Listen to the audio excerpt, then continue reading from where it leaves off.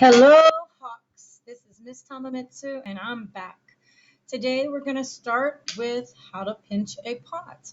And I just wanted to show you first a couple things, bad forms and good forms. And basically, I said nice pinch forms here. This is the best, where if you were to slice your form down the side, basically, if I were to cut down the side, I would, of this form, it's a nice bowl-shaped form, like half sphere. I would see this. Now, this shape is not just best for making a regular pinch pot, but if you were to join two pinch pots by basically using your scoring tool and water and slipping and scoring, and if they were two pinch pots of the same size, you could join them, and you would always want this shape. This is the best shape. It doesn't. This is a good shape also, especially for what we're making, which are the sea urchins. So that's fine shape, but this would not be good for joining two pots. This shape, you'd really want your walls to be a little higher. So be careful because that really is a bad form. One other form that is okay for this project, you could do it just a little deeper.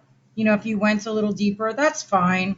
As long as everything is a 1/4 inch.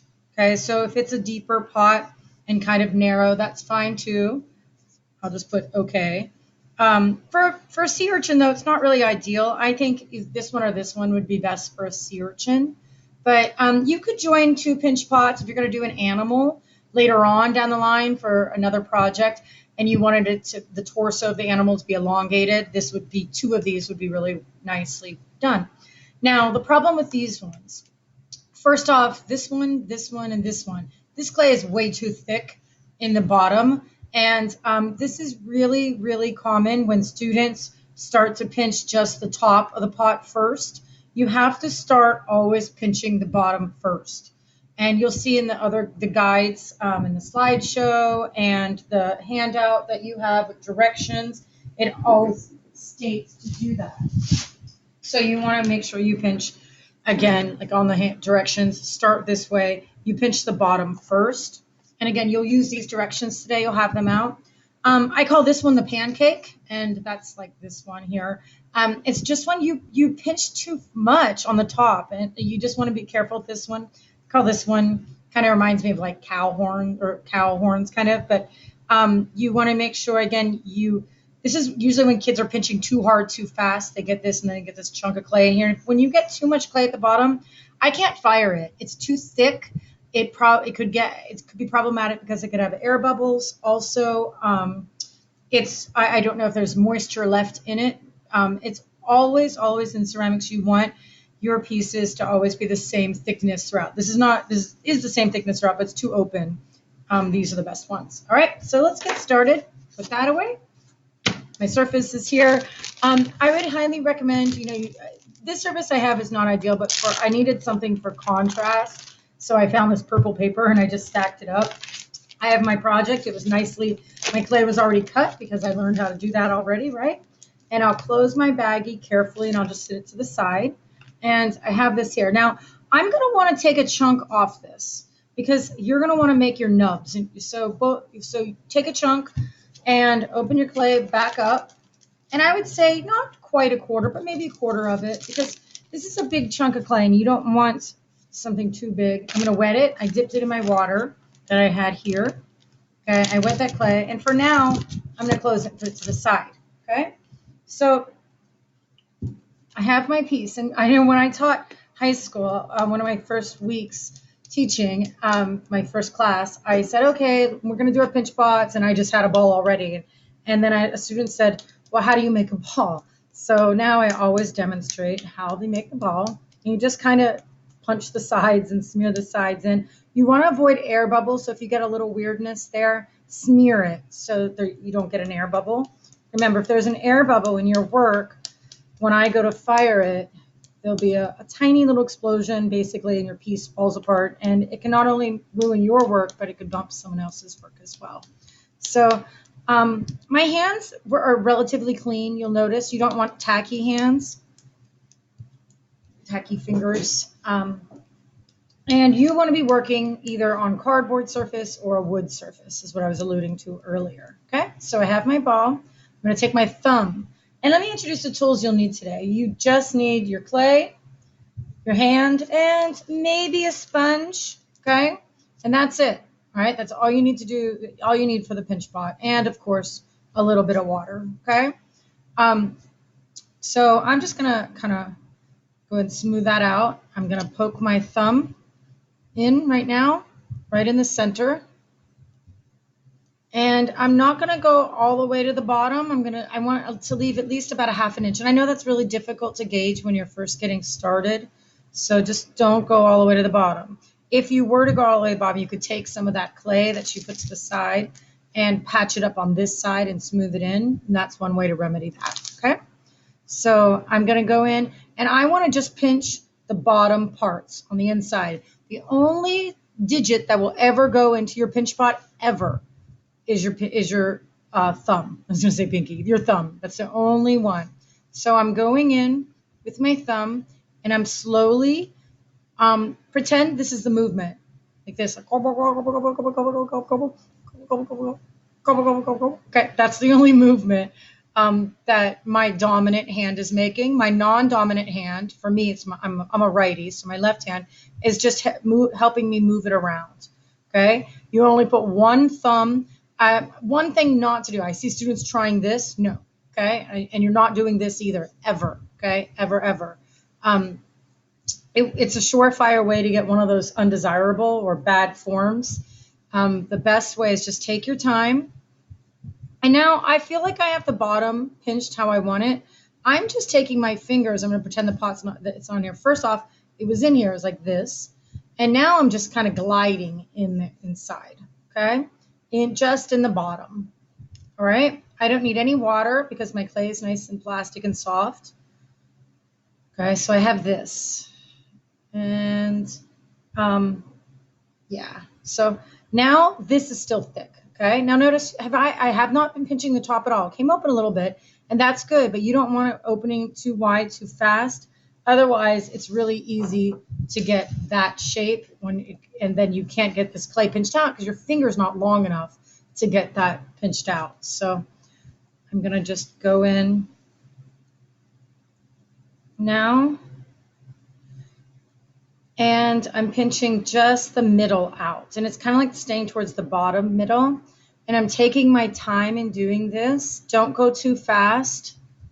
And so I started pinching like the bottom middle, like this section. It's still really thick up here, but like right in here, it's thinned out. Ideally, you want to be 1/4 to a ½ inch. So I do have a ruler next to me, and eventually I'll be checking when I get to the top. That's one other tool. Have your ruler out, okay? So all those other tools, please make sure you keep them in their plastic container that's placed inside the box, out of young people's hands. Remember, we do not want those tools getting lost, getting misused. We discussed this the other day. You're to be responsible and trustworthy when it comes to using these tools. Now, I'm just pinching kind of, my thumb is still underneath the lip. So you'll see it's thick, but do you see it's kind of getting a little dry here? So this is what you're gonna do if that happens. Dip your fingers in water, just like 2 fingers, okay? And just go like this and add a little water on top. I only dipped 1 time. Add a little water on top. See, it's kind of slick looking. And I want you to think of these not as cracks. Think of them as stretch marks, okay? The outer surface of the clay is just stretching faster because the clay is kind of growing faster. Just like the reason people get stretch marks is just when you're growing, sometimes you grow a little faster than your body can, your inside of your skin can keep up, I guess, and that's a different layer of skin, but the outside of the skin tends to get stretch marks. And the way to remedy that is lotion. And when you put on lotion, you don't just smack on lotion and leave it and make it all shiny, right? When you put lotion on your body, you smooth it in, okay? So then all that means is the outside layer is growing a little too quickly on the clay. I don't know the science behind it on your body, but they do go away. They do fade. Anyway, and we can make these ones fade. And we'll just keep rubbing that water in just like lotion until it's not shiny anymore. Okay, and we got rid of all those stretch marks. And And again, till it's not shiny. Don't rub it all over your pot, but you can rub it on like the top area, okay? Now, if your hands are like really tacky, just use your towel and wipe them off somewhat, because you don't want to have like crummy hands. Okay, your fingers should stay relatively clean. And now I'm going to go ahead and pinch my top.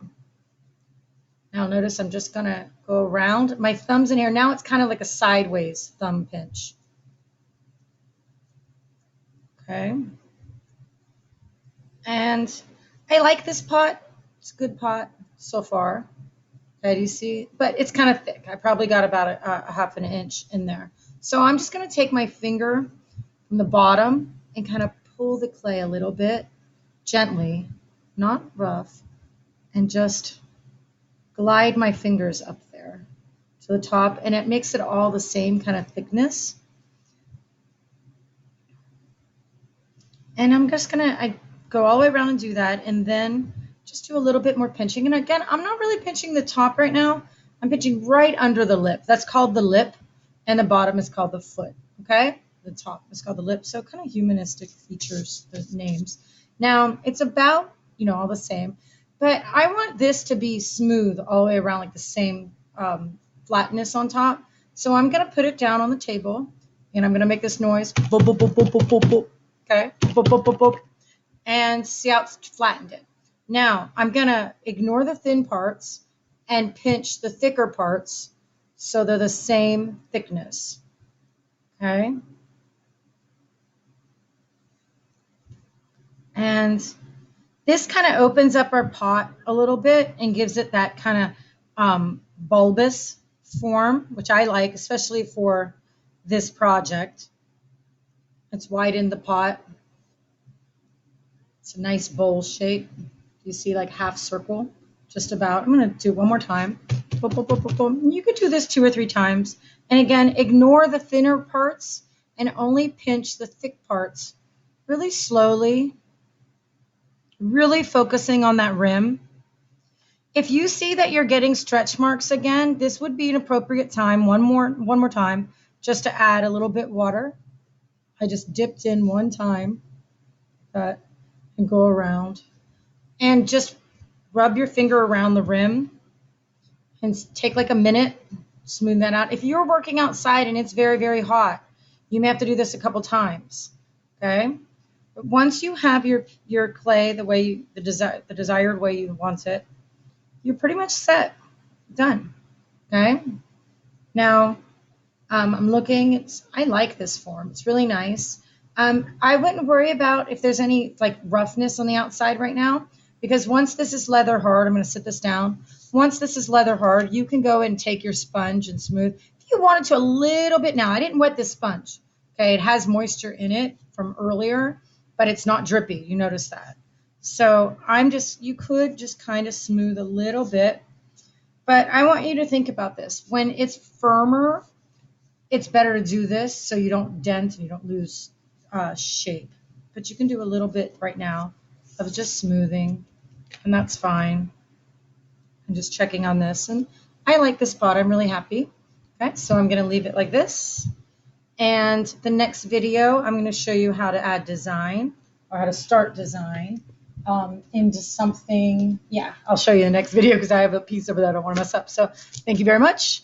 And again, this is a good form, and this is so plastic. Do you see? So if you're done for the moment, and maybe you're going to go eat lunch or take a break, if you're going to add design, like a series of little nubs or something like that to this, go ahead and bag this. Okay, so you can take your same baggie, and you have this chunk of clay. Remember that extra chunk?